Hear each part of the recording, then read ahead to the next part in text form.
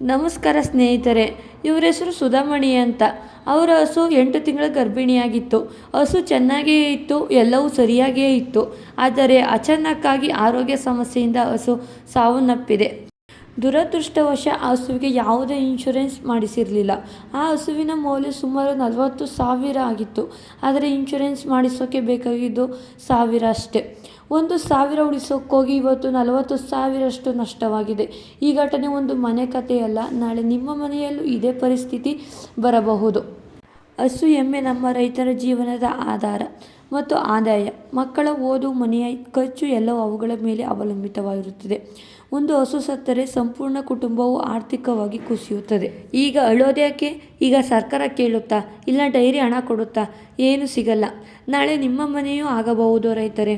ಅದಕ್ಕಾಗಿ ಎಲ್ಲ ರೈತರಿಗೆ ಮನವಿ, ನಿಮ್ಮ ಡೈರಿಯಲ್ಲಿ ಕಡ್ಡಾಯವಾಗಿ ಹಸುಗಳಿಗೆ ತಪ್ಪದೆ ಇನ್ಶೂರೆನ್ಸ್ ಮಾಡಿಸಿಕೊಳ್ಳಿ. ಇನ್ಶೂರೆನ್ಸ್ ಅಂದರೆ ಖರ್ಚು ಅಲ್ಲ, ಅದು ನಿಮ್ಮ ಕುಟುಂಬದ ಭದ್ರತೆ. 1,000 ಕೊಟ್ಟು ಭದ್ರತೆ ಪಡೆಯಿರಿ, ನಿಮ್ಮ ಹಸುವನ್ನು ಕಳೆದುಕೊಳ್ಳಬೇಡಿ. ಇದು ಸಲಹೆ ಅಲ್ಲ, ಎಚ್ಚರಿಕೆ.